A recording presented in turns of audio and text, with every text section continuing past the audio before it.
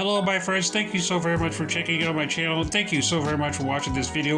Your viewership is definitely much appreciated here. Please give me a like, comment, subscribe, and hit that notification bell as I continue to bring you weekly content. Today we're going to be taking a look at Transformers Kingdom, Commander Class, Mr. I finally achieved Autobot leadership with Rodimus Prime. And today we're going to acknowledge him as Autobot leader. So let's go ahead and take a quick look at that packaging.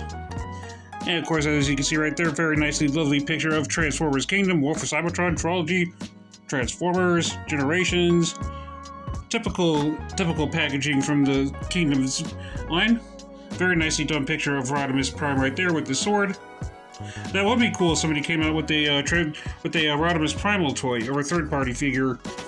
So, and of course, as you see right here, just not much really happening. Just him in his Winnebago mode, a very slight picture of it. I always found that funny when I first saw this. And yeah, of course, on top of here, you can see the arc that lands on the volcano, which this one for Kingdom's a little bit different because the arc always landed inside the volcano, but this one landed on top. And of course, he's a commander class. You read that on your own time of what other language it's in. And this side of the box, of course, everything we saw in the show, this, that, and the other, which Kingdom was good. I just don't want to see Energon again. I could not stand Energon. I thought it was absolutely terrible.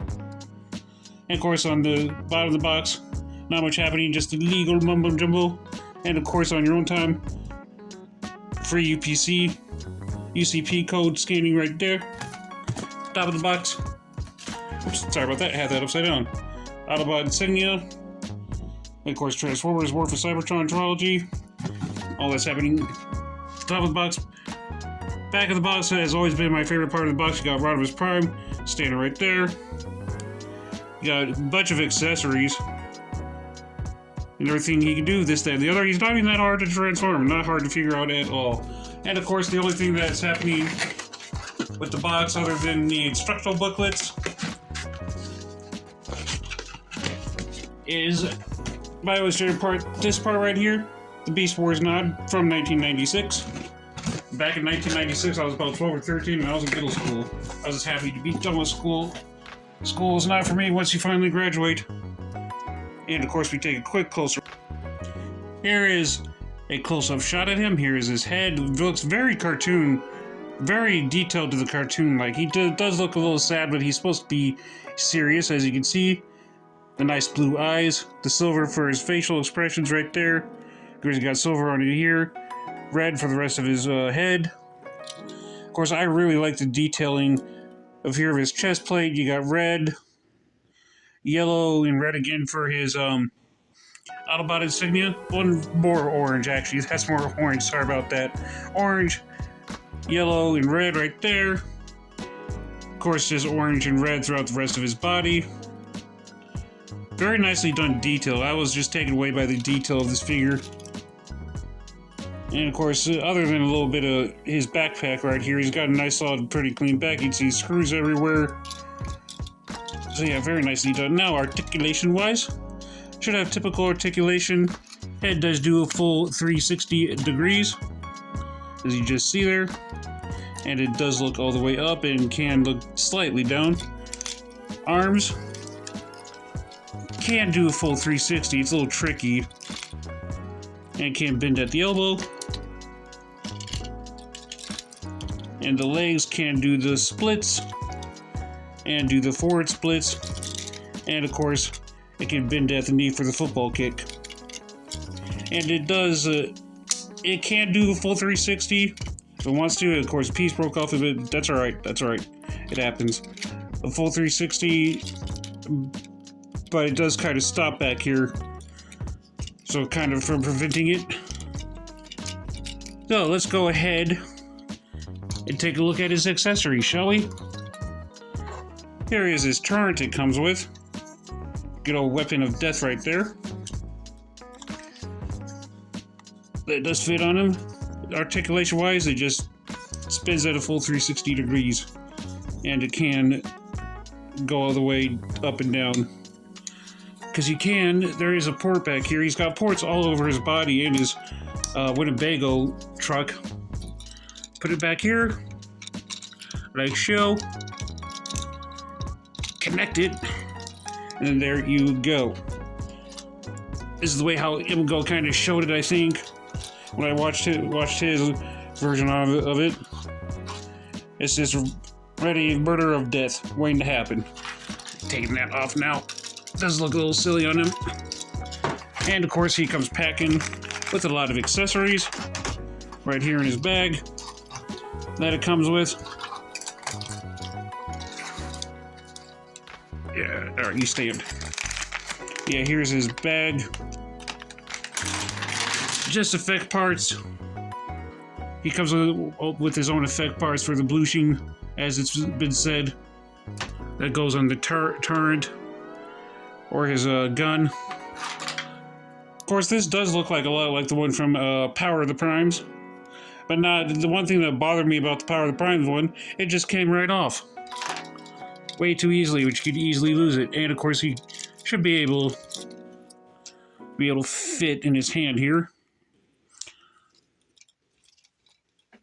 And is this compatible with it? Let's see. Cooperate. Yep. Yeah, that's pretty cool. Nice little effect there. This one's a little heavy, so of course it comes with this. And of course it comes with these effects parts, kind of like Masterpiece Smokescreen, similar to that. It comes with his effects parts for the truck mode. And of course it comes with his old battle sword. He did not have a battle sword in Generation 1. I do not remember. That's why I'm thinking maybe I could just give it to one of my Grimlocks. Grimlock needs a sword. And of course it comes with... Yeah, I showed you that already. This is his Matrix of Leadership effect, which I will show you right now. All you gotta do... come out here. And then there's the Matrix of Leadership. So that's cool. Nope, I don't think this goes to him. Actually, no, that goes to Ironhide. Don't know how that got up on there. That's all good. That's about it for the effect parts. Here's a look at his Winnebago mode.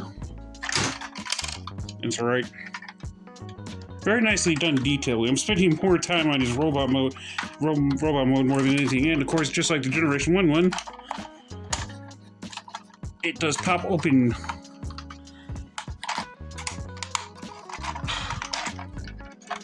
That's what it looks like. This is how it comes too in the box. It comes open like that, so that's cool. Of course, he can stand on it like so, as you can see.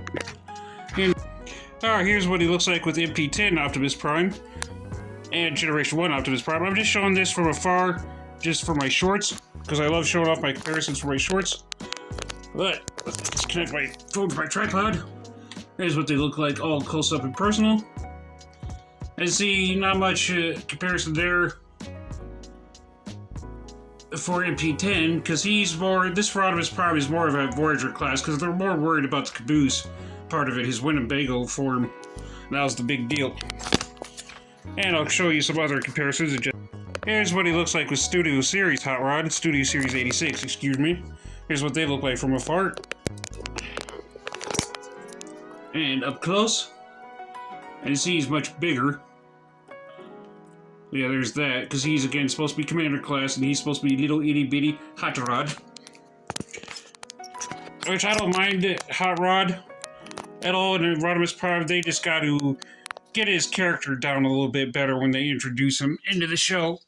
That's the one thing Energon did do right. Alright, here he is with a nice big group shot of everybody in robot mode from 1986, what I could get out from my collection so far. Not gonna lie, I did have to sell a few things from when I wasn't working, but that's alright, stuff happens. I'm not the best sometimes with money, so I'm trying to change that right now. Alrighty, let's go. And here's what he looks like in his truck mode. Well, Space Winnebago mode, I should say. Again, I just really like the details of everything in this whole truck mode here. Very, very nicely done. And of course, here's his main body part.